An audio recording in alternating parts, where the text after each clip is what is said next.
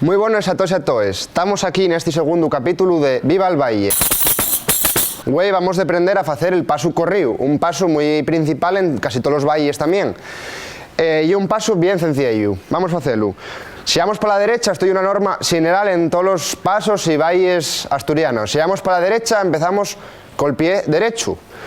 Derecho, izquierdo, derecho, izquierdo, derecho. Pisamos col izquierdo ahora y arrastramos col derecho. Izquierdo, derecho. 1, 2, 3. 1, 2, 3. Golpe, arrastro, 1, 2, 3. Golpe, arrastro, 1, 2, 3. Golpe, arrastro, 1, 2, 3. Bueno, ahora este ya está. Vamos a hacerlo en versión fácil. Porque es verdad que hay veces que estamos tan cansados que esto puedes llegar a cansarte hacerlo así. Entonces vamos a hacerlo en versión senior, paciente mayor, como yo a veces. Abro, cierro, abro, cierro, abro, cierro, abro, cierro, abro, cierro, abro, cierro.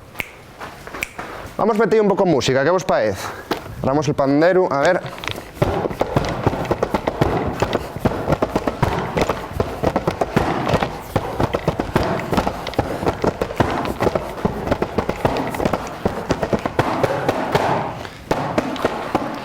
Y ya estaría, ya sabemos hacer un valle col picao del capítulo anterior y col paso corrido de este. Vémonos en el siguiente capítulo.